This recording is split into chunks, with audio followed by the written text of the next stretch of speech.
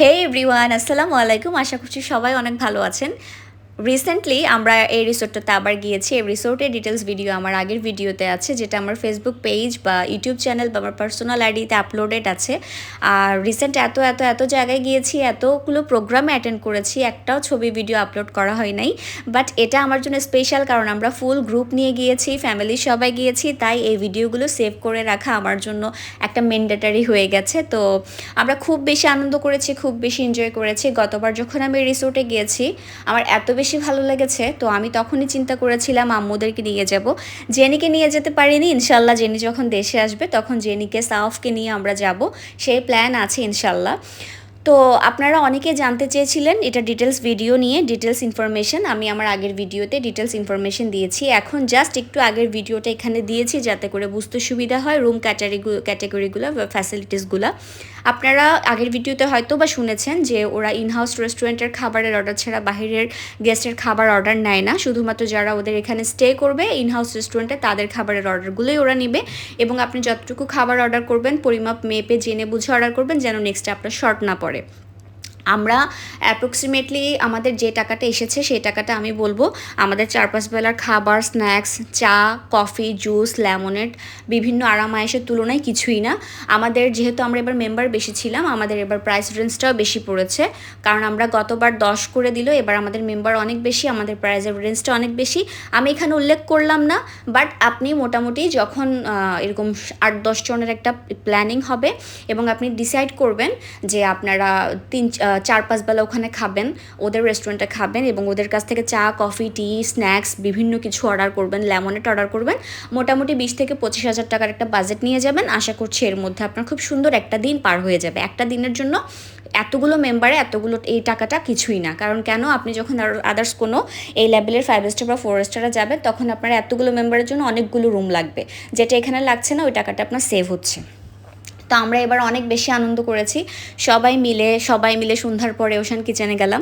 আমি যেহেতু রয়্যাল চিলিপেও থেকেছি, ড্যারাতেও থেকেছি, অ্যাঙ্করেও থেকেছি, এছাড়াও বিভিন্ন 5 স্টার 4 স্টারে থেকেছি। আমার ম্যাক্সিমাম ভিডিওগুলো আপলোড করা আছে, হয়তো বা কিছু নাই বা আছে কিছু। তো আমার এক্সপেরিয়েন্স অনুযায়ী এই রিসোর্টটাতে আপনি কোয়ালিটি টাইম স্পেন্ড করার জন্য, আপনার ফ্যামিলির সাথে একটা সুন্দর সময় কাটানোর জন্য নিরিবিলিতে খুবই ভালো একটা অপশন হবে। তাই যারা যেতে চান তারা যেতে পারেন, আশা করছি খুব ভালো লাগবে। তো আমরা খুব ভালো সময় কাটিয়েছি। সন্ধ্যার পরে আমরা একটু বিচে গিয়েছিলাম, আম্মুকে নিয়ে নিয়ে ঘুরেছি ওইখানে। আর যেহেতু আম্মুর সাথে আমার খুব বেশি একটা ঘোরাফেরা হয় নাই রিসেন্ট, এই ভিডিওটা, এই ট্যুরটা আমার জন্য অনেক বেশি স্পেশাল ছিল। এটা হচ্ছে সন্ধ্যার ভিউ। এখানে আসলে এবার আমি তেমন কোনো ভিডিও করি নাই, কারণ যেহেতু গতবারের ইন ডিটেলস ভিডিও আমার আছে, তো আমি এবার কোনো ভিডিও করি নাই। এগুলো ম্যাক্সিমামই আগের ভিডিও, টুকিটাকি নতুন ভিডিও।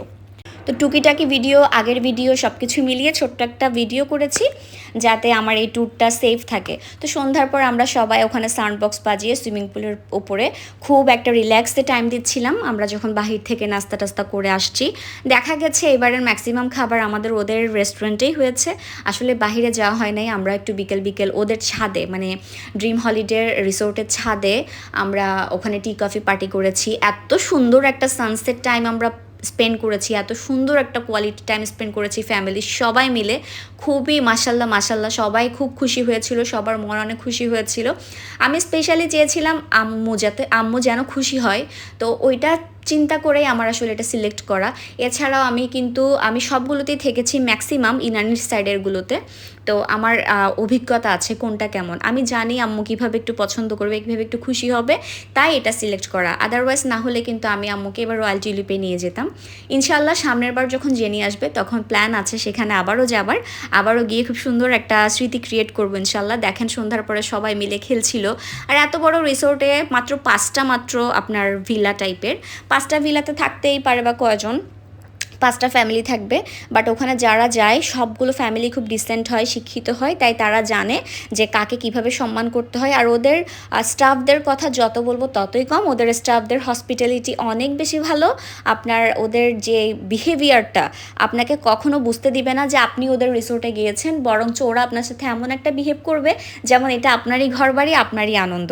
আর এখানের আসলে সবাইকে আমি দেখেছি, আমার সামনে অনেকজনে গিয়েছে এখানকার রুম রেন্টের জন্য, কিন্তু ওনারা দেন নাই, ওনাদের ক্রাইটেরিয়াতে না পড়লে ওনারা যেমন তেমনভাবে দেয় না, ফিরিয়ে দেয় গেস্টদেরকে। মানে ওদের কিছু রুলস রেগুলেশন আছে, ওটার মধ্যে পড়লেই আসলে ওরা দেয়। আসলে সত্যি বলতে আমার খুব ভালো লেগেছে, দ্যাটস ওয়াই আমি আমার ফ্যামিলি নিয়ে গিয়েছি আবার।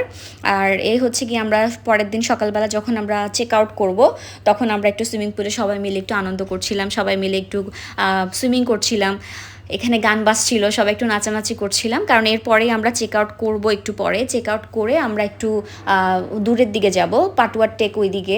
আমরা যখন কোরাল স্টেশনে গিয়েছিলাম তখন আমি ওখানে অনেকগুলো প্লেস দেখেছিলাম, তো ওইখানে যাব বলে সিলেক্ট করেছি। আমরা যেতে যেতে যেতে যেতে একদম টেকনাফ পার করে 0 পয়েন্টের কাছাকাছি চলে গিয়েছিলাম, এত দূরে গিয়েছিলাম। সব কিছু মিলিয়ে খুব আনন্দ করেছি। জেলেপাড়াতে গিয়েছিলাম, মোটামুটি রোদও ছিল না বেশি, বৃষ্টিও ছিল না বেশি, খুব ভালো এনজয় করেছি, খুব ভালো একটা সময় কাটিয়েছি। আর আচ্ছা ভালো কথা, এরপরে আমরা ওখান থেকে এসে কিন্তু আবার ওদেরকে যাওয়ার আগে চেক আউট করার পরও বলেছি যে আমরা দুপুরের লাঞ্চটা আপনাদের এখানে করব, আমরা আবার ঘুরে ফিরে আসছি। তো আমাদের লাগেজগুলো ওদের ইয়েতে রেখেই আমরা আবার দুপুরবেলা লাঞ্চ ওদের এখানেই করেছি, করে আবার একটু যেহেতু ওদের রাস্তার অপোজিট সাইডে ইনানি বিচটা একদম সাথে লাগানো, আমরা আবার একটু ইনানি বিচে গিয়েছি, একটু আনন্দ করেছি। এরপর সূর্যাস্ত হয়ে গিয়েছে, আমাদের ট্রেনের অলমোস্ট আমাদের টিকিট করা ছিল, আমরা টিকিট যেহেতু রেডি করা ছিল আমরা সন্ধ্যার দিকে ওদের এখান থেকে বের হয়েছি। রুম ছেড়ে দিল, আপনি যদি ওদেরকে বলেন ওরা আপনাকে ওদের রেস্টুরেন্টে বসার জন্য বা সুন্দর একটা স্পেস দিবে, আপনি ওদের এসির বাতাস খেতে খেতে বসতে পারবেন, ওরা আপনাকে বের হতে বলবে না। তো সব কিছু মিলেই খুব ভালো ছিল। আশা করছি ভিডিওটা আপনাদেরও ভালো লেগেছে। আসসালামু আলাইকুম।